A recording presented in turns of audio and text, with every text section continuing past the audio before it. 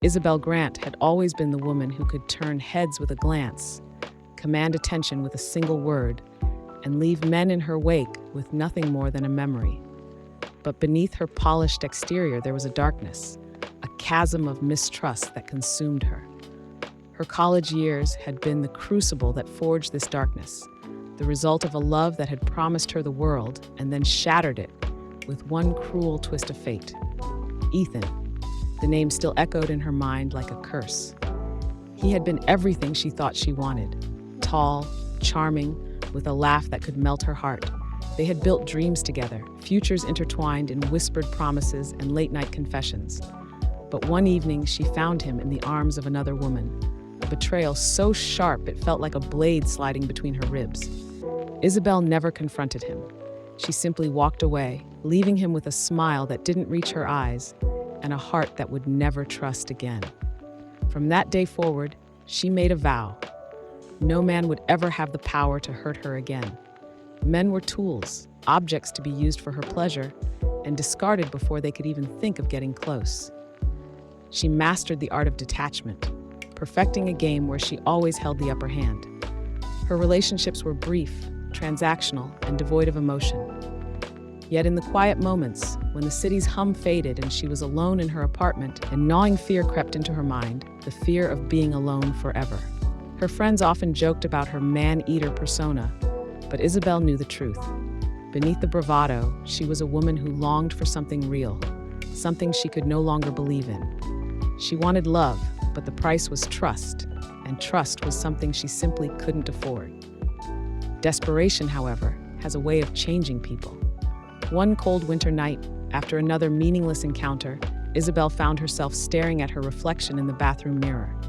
Her mascara smudged, lipstick faded. She looked more vulnerable than she ever allowed herself to feel. She didn't recognize the woman staring back. How had she become so empty, so cold? The fear of a lifetime of loneliness clawed at her chest, a suffocating weight that made her gasp for air. She had to change. But how do you learn to trust when every instinct screams against it? Isabelle decided to take a risk, to push herself beyond her comfort zone. She would go on dates, real dates, with men she didn't immediately discard. She would try to open herself up, even if it meant facing the possibility of being hurt again. The thought terrified her, but the alternative, an eternity of emptiness, was even worse. The first few dates were a test of her resolve. She met men who were full of themselves, men who saw her as nothing more than a trophy, men who were too boring to hold her attention. Each date ended in frustration, a reaffirmation of her belief that men were unworthy of her trust. But she persisted, driven by the nagging fear that this was her last chance at finding something real. One evening, she found herself at a trendy downtown bar, nursing a glass of wine while waiting for yet another date. The man she was meeting was late, and she was on the verge of leaving when a stranger approached her. He was tall, with dark hair and a quiet confidence that intrigued her. His name was Gabriel, and unlike the other men she had met, he didn't immediately try to impress her with grandiose stories or flattery. Instead, he asked her about herself, her interests, her passions, her thoughts on the world. Isabelle was taken aback by his directness, but she found herself drawn into the conversation. Gabriel wasn't like the others. He didn't try to charm her with superficial compliments or force himself into her space. He listened, really listened, and responded with thoughtful insights. The hours slipped away, and when the bar closed, she realized she had forgotten about her original date. Over the next few weeks, Isabelle continued to see Gabriel. Each time, he challenged her beliefs, pushing her to confront the walls she had built around herself. He was patient, never pushing too hard, but always nudging her to open up just a little bit more. Isabelle found herself torn between the fear of vulnerability and the undeniable connection she felt with him. One night, after a particularly intense conversation about trust, Gabriel asked her a question that stopped her cold. "Do you think you can ever trust anyone again?" The words hung in the air between them, heavy with the weight of her past. Isabelle wanted to lie, to brush off the question with her usual bravado, but something in Gabriel's gaze made her pause. She took a deep breath, Feeling the familiar sting of tears she refused to shed. "I don't know," she admitted, her voice barely above a whisper. "I want to, but I'm afraid." Gabriel nodded as if he had expected this answer. "Fear is normal. It's how we deal with it that matters." Isabelle felt a pang of frustration. "You make it sound so simple." "It's not simple," he replied softly, "but it's necessary if you want something real. Trust isn't about being naive. It's about choosing to believe in someone despite the risks." Isabelle didn't respond, her mind a whirlwind of thoughts and emotions. Could she really let herself believe in someone again? Could she risk the pain of betrayal for the chance at something real?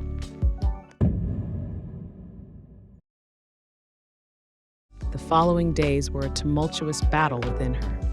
She replayed her conversations with Gabriel over and over, her fear of getting hurt clashing with the growing feelings she had for him.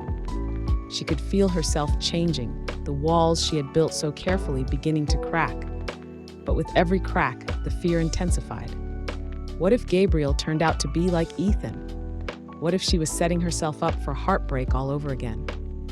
It was a cold, rainy evening when everything came to a head. Isabelle and Gabriel were walking through the park, their hands brushing but not quite touching. The tension between them was palpable, an unspoken question hanging in the air. Gabriel finally stopped, turning to face her. "Isabelle," he began, his voice steady but filled with emotion.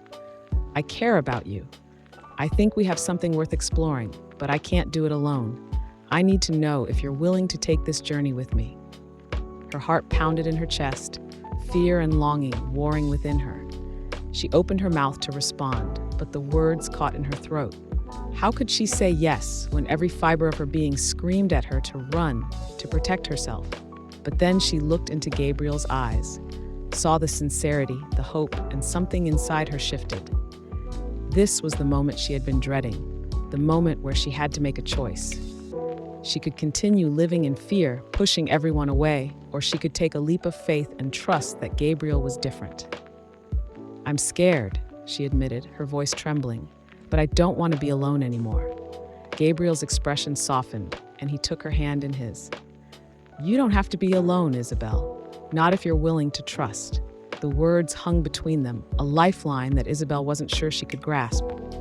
But as she looked at Gabriel, she realized that maybe, just maybe, she could try. It wouldn't be easy. Trust was something she would have to work on every day, something that could break as easily as it was built. But for the first time in years, she felt a glimmer of hope. "I'll try," she whispered, her voice barely audible over the sound of the rain. "I'll try to trust you." Gabriel smiled, a smile that warmed her from the inside out. "That's all I'm asking for." As they continued walking, hand in hand, Isabelle felt a weight lift off her shoulders. The fear was still there, lurking in the corners of her mind, but it no longer controlled her. She had taken the first step towards healing, towards something real. And while she didn't know what the future held, she knew one thing. She was no longer alone on this journey. As the rain began to let up, a thin ray of sunlight peeked through the clouds, casting a soft glow over the park. Isabelle looked up, feeling the warmth on her face, and for the first time in a long time, she allowed herself to hope. The path ahead was uncertain, but she was ready to walk it, one step at a time. If you've ever been cheated on, you know how hard it can be to trust someone again. Here are 3 tips from Isabella's story to help you regain trust after past betrayals. 1. Take small, intentional steps toward trust. Isabelle didn't leap into trusting Gabriel immediately. She allowed herself to open up gradually. Building trust doesn't have to happen all at once. Start by allowing yourself to engage in meaningful conversations, observe actions, and pay attention to consistency over time. 2. Acknowledge and confront fear. Isabelle was honest about her fears of being hurt again, but instead of letting them control her, she faced them. Admitting fear is essential for healing, but you can also remind yourself that vulnerability is a strength, not a weakness. Trusting again is a choice to step beyond fear, knowing the risks, but valuing the potential for connection. 3. Choose the right person to trust. Gabriel wasn't pushy, and he earned Isabelle's trust by showing genuine interest and patience. Trust should be given to someone who respects your boundaries, listens deeply, and demonstrates that they are worthy of it through actions, not just words. Look for someone who understands that trust is fragile and is willing to work with you to build it. These tips can help create a space for healing, self-awareness, and more balanced relationships based on mutual respect and understanding.